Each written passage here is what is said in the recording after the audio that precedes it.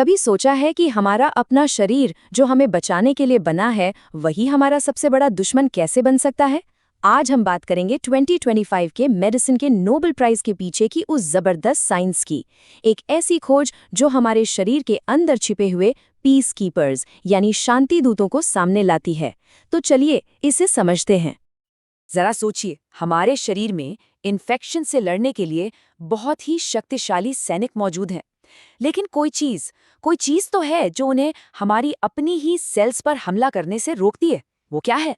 बस यही वो पहेली है जिसे इस साल के नोबेल पुरस्कार विजेताओं ने सुलझाया है।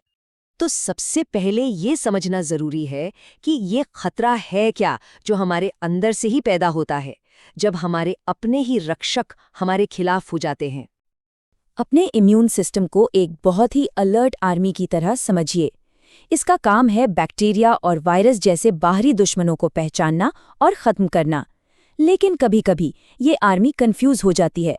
वो दोस्त और दुश्मन का फर्क भूल जाती है और शरीर की हेल्दी सेल्स पर ही हमला करना शुरू कर देती है।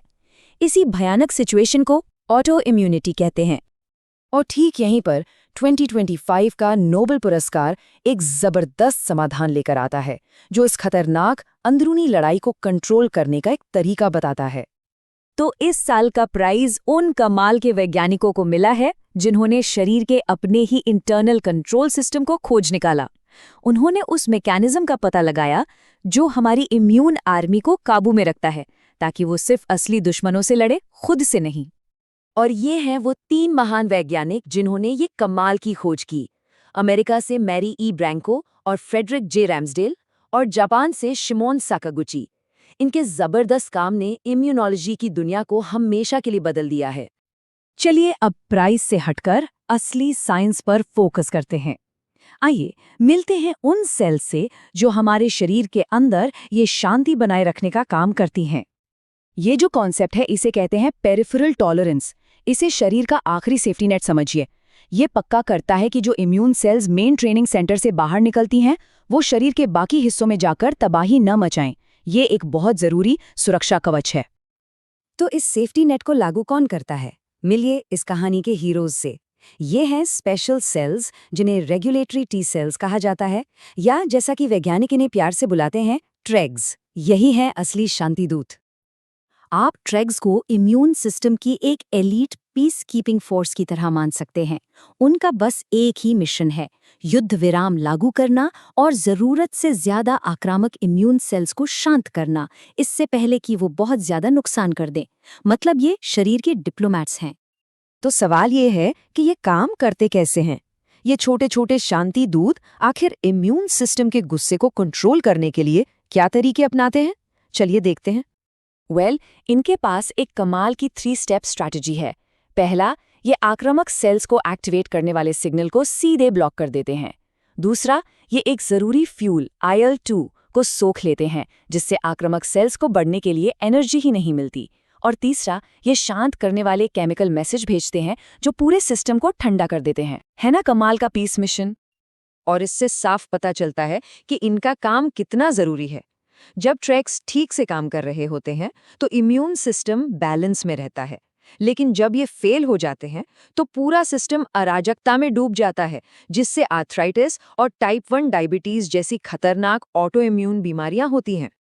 इसका एक जीता जागता और दुखद उदाहरण है FOXP3 जीन में खराबी। ये जीन TRGs के लिए एक मास्टर स्विच की तरह है। जब इस जीन में कोई गड़बड़ी होती है तो आईपेक्स नाम की एक बहुत ही गंभीर बीमारी होती है, जिसमें शरीर पर बड़े पैमाने पर ऑटो इम्यून हमले होते हैं। ये हमें याद दिलाता है कि TRGs का रोल कितना ज्यादा जरूरी है। तो इस सारी जानकारी का असल दुनिया में क्या मतलब है? बस यही वो हिस्सा है जहां चीजें सच में बहुत रोमांचक हो जाती हैं। ये जो खोज है ये सिर्फ किताबों में पढ़ने के लिए नहीं है, ये मेडिसिन की दुनिया में क्रांति ला रही है। अब जब हम ये समझ गए हैं कि ट्रैग्स कैसे काम करते हैं, तो हम उन्हें इलाज के लिए इस्तेमाल करने के तरीके भी विकसित कर सकते हैं, जिससे अनगिनत लोगों की जिंदगियां बदल सकती हैं।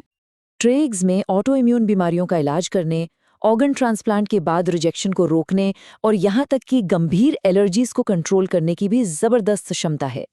वैज्ञानिक इन शांति दूतों की ताकत का इस्तेमाल करके इम्यून सिस्टम को फिर से बैलेंस करने के लिए नए नए इलाज का रास्ता बना रहे हैं। और ये सब कुछ एक बड़े मुकाम पर पहुंचेगा इस साल 10 दिसंबर को, जब ये तीनों महान वैज्ञानिक स्टॉकहोम में अल्फ्रेड नोबेल की पुण्यतिथि पर अपना पुरस्कार लेंगे, एक ऐसी खोज के सम्मान में जो दुनिया को बदलने वाली है। तो एक सवाल ये उठता है, अब जब हम इन अंदरूनी शांतिदूतों के बारे में जान चुके हैं, तो भविष्य में क्या हो सकता है? क्या हम एक दिन इन सेल्स को ट्रेन कर पाएंगे, उन्हें एक जीती जागती दवा की तरह अपनी सबसे मुश्किल बीमारियों से लड़ने के लिए भेज पाएंगे?